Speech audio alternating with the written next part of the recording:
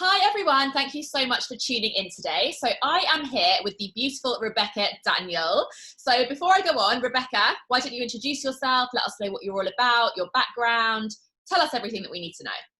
I love how we just like dive straight into it. Great. That's good. I love it. I love it. I love takers. That's good. So my name is Rebecca. Thanks, Natalie, for having me. I am a qualified transformation coach, NLP and DISC practitioner, and qualified teacher. So I am the founder of the Jigsaw Company, and the Jigsaw Company is split into two divisions. So you've got one division, which is our social enterprise. It helps young disadvantaged people in the community to thrive and develop through literacy workshops and just literacy development. And then the other arm is my coaching and mentoring and training arm. So I help professionals and entrepreneurs. And I'm really specific on this. So heart-centered and purpose-driven professionals and entrepreneurs, just to live a life of more fun, freedom, flexibility, and fulfillment. And that's me. Amazing. I love that. You literally are the most ideal candidate for this YouTube series. Oh, that's good. Okay, good. It's called Through an Entrepreneurial Eye. You're obviously an entrepreneur yourself, and all you do is talk about entrepreneurs, which is, love it. That's good, yeah. Amazing. Can't wait to hear more about that. We'll get into that in a minute. But how did you get into what you do? You know, how did you get to this point? Is it always something that you've wanted to do? Have you always wanted to have your own business? How did you get here? You know what's funny is I always kind of just felt like I was always in this corporate kind of ladder kind of career. And I secretly started a business at the start of my teaching career. Yeah. And I say secretly because I didn't want any of my work colleagues to know about it. Yeah. And I ran a business for 3 years while I was working full time. And no one knew? Nobody knew. Well, not that I thought about anyway, because I felt like people would judge. I felt like people would say, oh, she can't keep up with her work, you know. And they never said that. And I was like, yes, I can run a business and work full time. But I gave that up. Long story. We'll probably talk about that later, but a long story. And I went back into business after having my first child. I say first as if I've got 5. I've only got 1. My first child in 2017. I just knew that, like, I wanted to be a mother who worked, but I wanted to be a mother who was there for my child. Definitely. And I knew being in the classroom as a teacher, I couldn't get that. And it's funny because people think that teachers have all the time in the world. Nah. So as soon as I had her, I started my business. I wished I'd actually launched my business during my maternity, So towards the end of kind of when she was due, I launched my business, and I've been plodding along since then. Amazing. I think actually that's something which a lot of people, they kind of argue with themselves about. You know how you said you started it whilst you were still working your full-time job. And I think I've had a few chats with people about this, and, you know, people think, oh, I'm going to have to give up everything before I start this. But actually, that's not how I would recommend to do it. That's not how I'm sure you would recommend to do it. You start it whilst you're still doing what you're doing. Yeah. And, you know, when you're ready to then take your foot off of the full-time job pedal, you then go all in with your own business. And that's obviously what you did. Yeah, it's so tempting, I think, especially if you're in a situation where you just want to get out of it. Yeah. It's so tempting to just go. But I think people need to be really clear that starting a business takes time. A bloody work. Like it's not that glam life that everyone thinks it is at the beginning. I say at the beginning. Yeah. You need to put the work in, and that was kind of what I did. I put the work in, worked part-time whilst obviously when my daughter arrived, business part-time, which was basically full-time on the business, like, let's be real. And then kind of got to the end of it and I was like, do you know what, I think I'm ready to take that jump. I think I'm ready. And did. I love that. That. I think as well, it's important, isn't it? Like in terms of the financial side of things as well, you know, when you're starting your own business, obviously that takes investment, it takes time. It's good to still have your full-time job, you know, to get that money coming in until you are ready to go for it on your own. Yeah. 100%. Yeah. Cool. So what would you say, obviously right now when we're filming this, I have to mention this, there's this global pandemic, we've got COVID-19 going on. I don't want to focus on that too much right this second, but what would you say, aside from this time right now, what would you say has been, you know, the most challenging part of having your own business? I would probably say that just one. No, give me as many as you like. Give me your top 10. Yeah, oh God, can you imagine? Top 100, I'll be there all day. I would probably say a few challenging moments. I would say running a business and having a little one is not a walk in the park. Yeah. Like, something has to give. Yeah. And the business has to give in my life for her.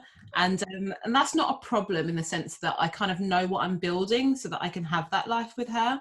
Yeah. But I think running a business with a child is difficult. And although we don't want to focus on the big C, right? Yeah. People that are running businesses with children at home, oh my gosh, like, I've had so many people come up to me and just saying to me, like, how do you run a business with a child? Like, you just have to just get on and just kind of just figure it out. Yeah. And I would probably say the next thing would be, things don't happen instantaneously. And I'm very much like, I want things now. Like, I don't like to wait. What star sign are you? I'm Pisces. I haven't changed as well. I haven't changed. Yeah. Signs have changed. Yeah. I was like, I haven't changed. Yeah, good. But I want things to happen so instantaneously, and that doesn't happen in this world. And you have to be patient, you have to be resilient. And I think I wouldn't say that's one of my challenges, but I would say that it's something that I've had to kind of get used to. Yeah, totally. I'm exactly the same. I'm a Leo. That's why I was asking, because I know Leos, it's like no patience whatsoever. Like, I need it now. I need the answers now. If it's not happening, why? And that's something I've massively had to like learn myself. So I totally feel you with that one. Yeah, good. It's my mum's a Leo, actually, so she's really? You're used to us. Yeah, used to it. Used to the action takers, demanding. Having that trait, which we both got, I think it's a good thing when it comes to business. Like, it's a bit of both, isn't it? It's good and it's bad. It's good because it gives you that push to be like, come on, I need to do what it takes to get what I want to get, kind of thing. But then obviously it can be frustrating when you're not getting those instant results, which yeah. No, if you're aware of it, I think it's it can fuel you. It can kind of fire you up. If you're kind of not aware of it, then it can actually get to you, and you can start becoming a bit frustrated with like, why are things not happening? So you're right, it's kind of two sides of the coin there. Yeah, 100%. What is your favorite thing? The opposite. What's the favorites about being an entrepreneur? This is the control freak in me, but I just kind of love that I can do what I want when I want, kind of how I want. Yeah, I was kind of stuck in the four walls of a classroom for 12 years with like 30 teenage kids and reporting, and now I'm kind of, I can go, I love meeting people, and that's one of my things. I think it's because I've been surrounded by people regardless of what industry I've been in. But I love the fact that I can go to networking events, and I love that I can go to other people's events, so whether it's personal development events, but then I love the fact that I can just come home and just chill. And then I love the fact that I can kind of work to my limit, so no one's kind of telling me where I stop. I'm the one who's in control of like kind of my trajectory, and I like that. And a lot of my friends don't get it. A lot of my friends, the majority, right? Oh, they're not in business, and they're just like, what do you do all day? And I'm like, I can assure you, like every second of my day is accounted for. Oh, so I think I love just the flexibility, and that's what I wanted. Yeah, definitely. I think as well, going back to the friends thing, like, it's just, if you're not in business for yourself, you just don't get it, do you? And I think it's just one of those things, you either understand or you don't, and unless you are in it, you just tend to not understand. That's fine. But I'm good with it. Like, obviously my partner's been off, and he actually came up to me the other day and he said, so this is what you do all day? And I'm like, yeah. Like, I'm very busy. Because he was like, when are we going to have lunch together? I'm like, lunch? What do you mean lunch? Like, and, that. I'm like, no time. But no, like, he was like looking at my calendar, and he's like, oh right, and he actually got it, and he appreciated it more, and that actually meant a lot to me, because yeah, it's hard to explain, isn't it? It's hard to explain to people what you do.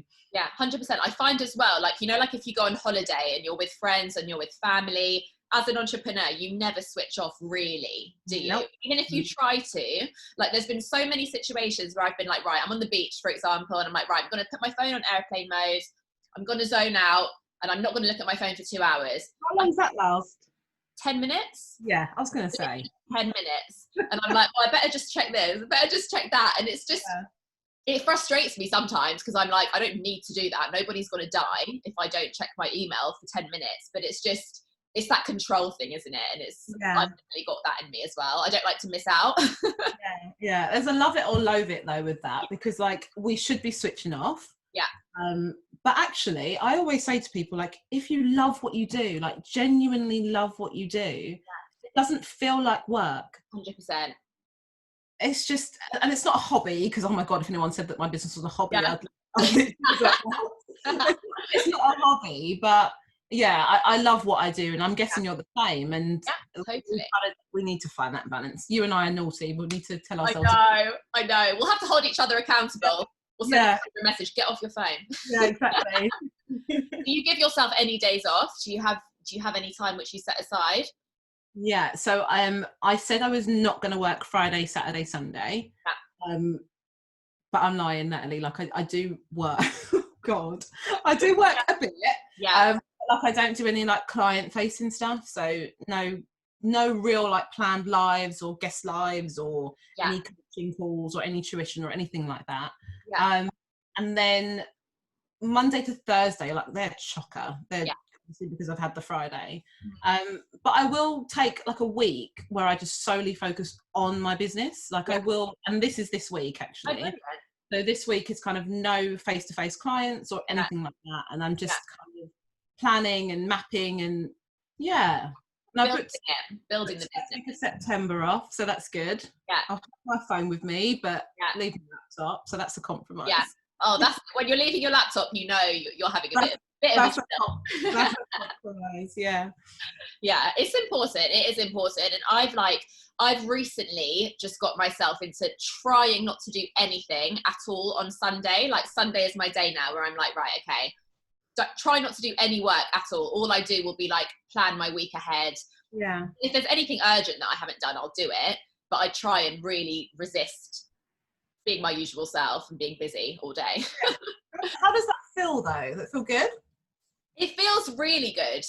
But this is something which I've done a lot of personal development as well. I'll talk to you about that in a second. But something which I've had to kind of teach myself how to do, because I'm very, very good at being all in 100 miles per hour all the time. And then I exhaust myself and then I stop being productive and I'm tired and I'm trying to do a million things at once and it doesn't work. So I've learned to just, give yourself that day to just chill, switch off, see family, see friends, whatever it is that I want to do. And then on Monday morning, I get up and I'm like, right, let's go. And I'm ready to smash out the week. Yeah. But that's a new thing for me. That's a really new thing. I'm talking like, I don't know, the last maybe 2 months. Right. They say our best ideas come when we just don't want them to come. Yeah. When we're literally doing nothing. And that actually is the same for me. Yeah. It is for sure. How long have you been into personal development and everything for? I would say really, really, like I've gone all in kind of since I started my business. Yeah. But I would probably say since 21. Yeah. Yeah. How old are you now, if you don't mind me asking? 33. Okay, cool. But I think it's because of the industry I've been in. So because like when you're in the education sector, you're always constantly learning and developing. But I would say that there's a difference to it now in like the business world because we've got a different focus. So like I never was working on my money mindset when I was a teacher. Like that was just not even a thing. Yeah, totally. I can imagine that was not in the picture at all. It's not in the picture, and now that's definitely in the picture, and I'm just like focusing on my relationship with money and all of that. But Yeah, I was saying the last 4 years, 3-4 years, it's kind of ramped up a bit. But I've always been, I think it's important, and I think that's the teacher So in it. important. Yeah, it's so important. And I think until you dive into it and until you really start doing it properly, you don't realize how much it affects your life, like literally every single day, business or non-business. But it's so important. Yeah. And I think, like, if we look at kind of the way that our minds are like programmed, like we can always be constantly rewiring and reprogramming that until like the day we die. People don't realize how like significant, but how powerful like we are. And I think that I love it. It's a good thing. Amazing. I could talk to you about that all day, so I'm going to move on. Is there any particular points in your career, so since you started your business, has there been any highlight moments which you can really think of? Anything just incredible that you're like, oh my God, that happened and I felt incredible? I think I've had a few, and it's a great question you asked that, because I don't think we go through it enough. I don't think we actually stop and think, oh yeah, like, well done. Like we celebrate yourself, celebrate your win. No, I do it with my membership group all the time. Like every Friday, we're like, come on, let's celebrate your wins. And one of my members the other day, she said, oh, I didn't do anything this week. And I'm like, you're alive? Like you're breathing. I've won a few awards like kind of locally. So I live in Kent. And a few business awards locally, grants for kind of my social enterprise work that I've done, which I'm really, really pleased with. And congratulations, I love that. Thank you. And they're silly things, they're small things, but they're actually quite important to me. They're not silly. They're not silly. I always say no win is a small win. Like every win is a big win, always. Yeah. And I would probably say I'm still winning, that I'm still here and I haven't run back into the classroom. Yeah, exactly. That's a huge win. Oh my God. I literally, first year, I was like, I can't do this anymore. I started looking for jobs, started applying, like freaking out. So I think that's a massive win. And do you know what? It's a hard one. I think a win is that I've changed career in a sense, partly. That's not an easy thing to do. Not easy at all. No, and it's scary as well, like changing career and actually sticking to it. So that's a win. Stepping out of your comfort zone, like you were saying before we jumped on here, that's massively stepping out of your comfort zone. Yeah, I have to keep your career. That's amazing. Keep reminding myself just to do it. Fear is not real. It's just there to scare me. Nothing grows in your comfort zone. That's what I always tell myself. Cool. So if anyone's listening to this, do you have any advice? Obviously people are listening to this. If anyone is listening to this who is starting their own business, is what I meant to say. Do you have any advice, or if anyone's thinking about starting their own business, what advice would you give them? Tons of advice. Come on, Natalie. Like this would never stop. This is, I think the first thing, be clear on why you're doing it. Like be clear on, if you haven't got that why, like if you're not clear on why you're doing it, your purpose, what you want to get out of it, your goal, then I think we always lead with our heart. Like our heart always conflicts with our mind. And I think if we haven't got our heart in the game, then we'll start telling ourselves that we can't do it and we won't be really clear on where we're going. So be clear on that. I would say find like the most badass like cheerleading group, like your group. So I started a networking group right at the beginning of my journey because I was like, I've got a daughter, I can't attend any of the other networking groups, so I'm just going to create my own and make it child friendly and bring my child along. And clearly that didn't work, by the way. Really? The first one I took my mum along with me so that she could help me with my daughter. That didn't work. The second one I was like, no, a little child pukes in the corner. That didn't work. But the point is one, I was desperate to kind of find that community of people that kind of understood, but also people that I could learn from. So 2 would be community. 3 would link to the little kid puking in the corner, would be like, just take risks, do your thing. And no matter if someone says it's a silly idea, or even if you say it's a silly idea, just do it, because if you don't do it, you'll never know what it will work out to be. I don't know what I said now. Lots of things. One was vision, 2 was community, 3 was take risks. Yeah, love that. Yeah. Those are amazing. And I totally agree. And I think risk taking is so important, because what's the worst that can happen? You know, if you've already made the decision that you want to do it, or you haven't, but you know, even if you haven't made that decision, just do it. Like, the worst thing that can happen is that it doesn't work. It's not the world. Rethink, start again. Like, it doesn't matter. And I think the community stuff as well is so important, because as an entrepreneur, you are alone a lot of the time.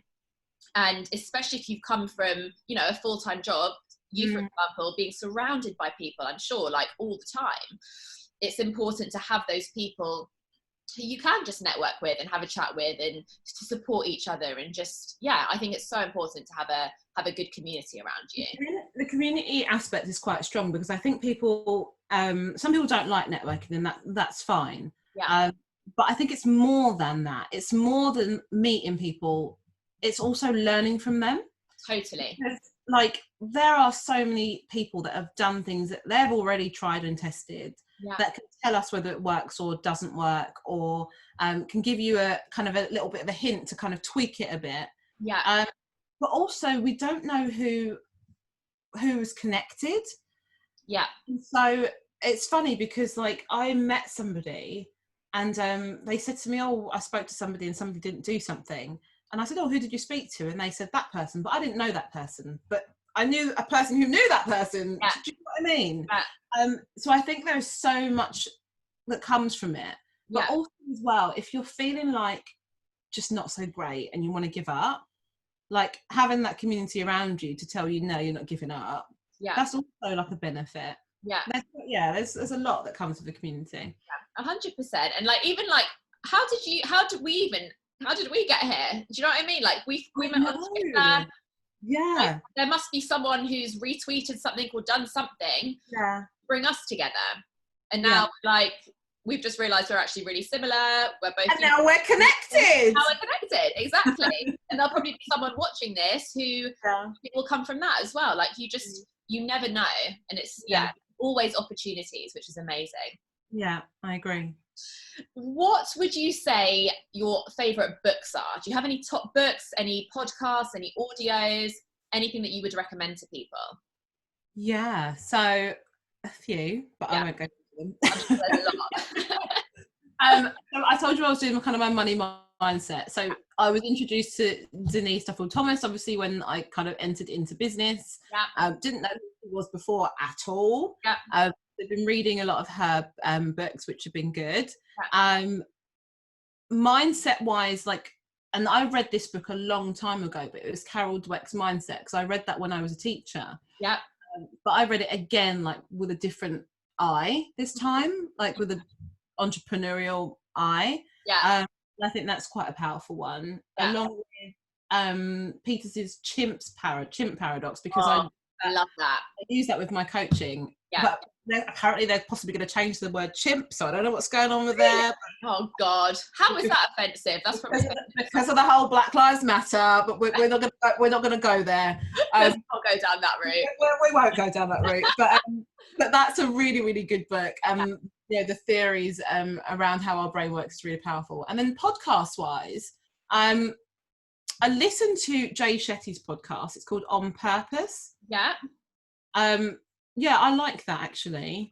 And I don't really listen to, well, I do listen to podcasts, but kind of on and off in the car. But I'm kind of more like an audible kind of girl. Love it. So I'm kind of mixing between the two.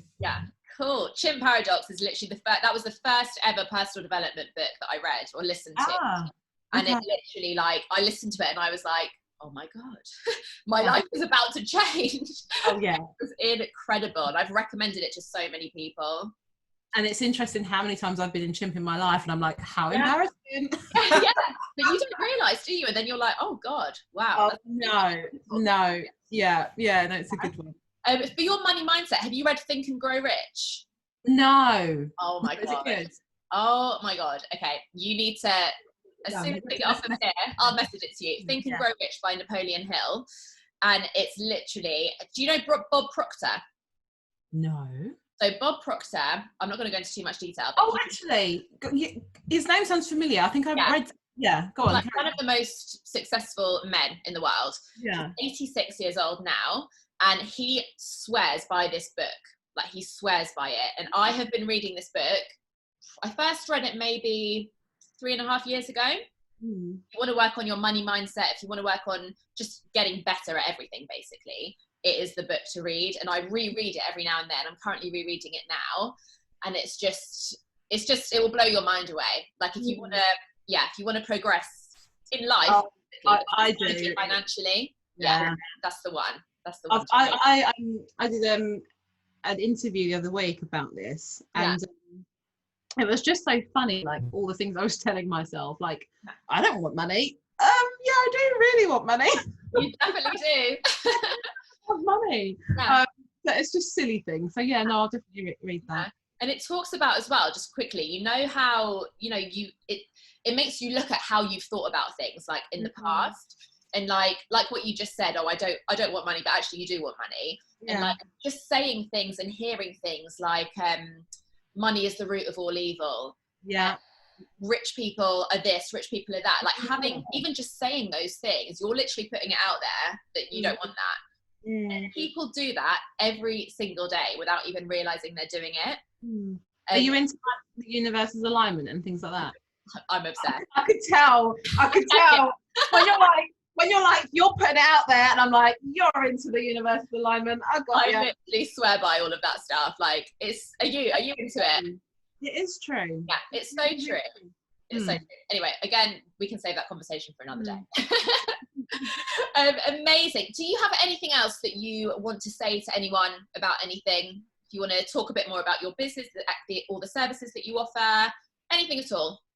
Yeah, well, if anyone wants to get in touch with me, I kind of can help young people with their literacy, or I can help you kind of with your own mindset and your own confidence and your own resilience. But yeah, I hang out online, mostly on Facebook, and this is why it's strange that I've met you on Twitter, because I've always had a Twitter account and I have no idea how to blimmin' use Twitter. I was just like figuring it out, trying to know what was it about. But yeah, no, I just think if you're an entrepreneur and you're listening to this and you want to start a business, I would just say do it. And I would say that if there is anyone, or even yourself, kind of doubting yourself, you'll never know unless you do. And I strongly believe that, like, we can create our own happiness. Like, we don't need other people to dictate, you know, to how successful we can be, or to what we can do, or when we eat, or when we sleep, or when we get up. Like, you know, life's too short for things like that. But even if you're in a profession and you're listening to this, like, you can be happy in that profession as well. And that's, so I help people with both. Like, whether you want to be an entrepreneur, I can help you with that. But if you want to be employed, because starting up your own business is not for everyone. Like, I seem to think everyone can start their own business. And I'm like, go on, start a business. But some people just don't want to. They're just not interested. But if you're in a job, like a job, then you need to be happy in that too. So yeah, fine. I'm actually the same. I used to think, oh, anyone can start your own business, but actually you do have to be a certain type of person, I believe, to do it. I agree. You have to be patient. You have to have that grit, that like resilient, I don't care, I'm going to do this kind of attitude, rather than, you know, if it doesn't work the first time, I'm going to quit. And it's just not for everyone. And, you know, anyone can do it if they decide that they're going to do it. But you have to be aware that it takes kind of certain things. I agree with that. Again, it's that mindset reprogramming. Anyone can do it if they really want to. Exactly. Got to want it enough. They need specific skills and behaviours to do that. Totally. Amazing. Thank you so much. It's been amazing chatting to you. I'm so glad we met on Twitter. I know. I'll be on Twitter a lot more now. Love it. You never know what could come up. Where can we find you online? If people want to find you, your website, your socials. So I'm at thejigsawcompany.com. And you'll find most of my links there. But we are, I say we because I've got a little bit of a mini team of literacy warriors. But our kind of hashtag is always the Jigsaw Co. So we're on Twitter, Instagram, Facebook, and we've got the Jigsaw community over on Facebook as well. Amazing. I'll post all of those links underneath here. So Thank you. on those quickly. But thank you so much. I need to give you a follow on all the other platforms. I've only got you on Twitter at the moment, so I'll do that right away. But thank you so much, and it's a pleasure talking to you. So thank you. Thanks for having me. You're welcome. And thank you guys for watching. If you have liked this, please make sure you give it a like. Make sure you make sure you subscribe to my channel if you enjoyed what you've seen, and I will be back very, very soon. Thank you so much. Bye.